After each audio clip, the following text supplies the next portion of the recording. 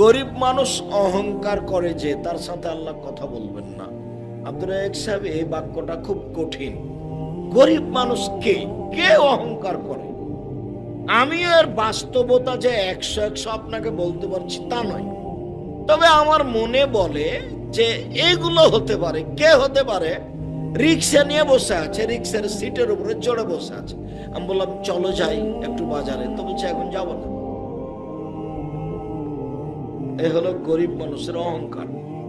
আর একটা বুঝি যে এখন খুব জরুরি কাজ, ধান পেকে গেছে, বৃষ্টিতে ভিজে যাচ্ছে, বাড়িতে বসে আছে। আমি বলছি চলো দুদিন ধান কেটে দাও, তো বলছে এখন দুদিন কাজ করবো না, তো কাজ করেই তো খাই।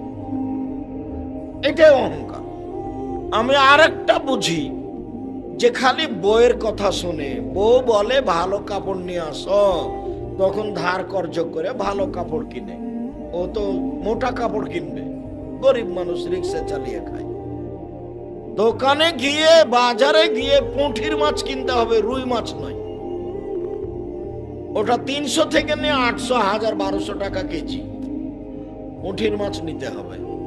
পরিবেশ কন্ট্রোল করে চলে না যে গরিব মানুষ, সেই হলো অহংকারী, সে ক্ষতিগ্রস্ত হবে। এই কারণে রাসূল সাল্লাল্লাহু আলাইহি ওয়াসাল্লাম কথাটা বলেছেন। তবে অন্য জায়গাতে, এই জায়গাটাতে, এই 3য় নম্বরে এসেছে আল মুসবিল, টাকনোর নিচে পায়জামা প্যান্ট লুঙ্গি পরে যে, তার সাথে আল্লাহ কথা বলবে।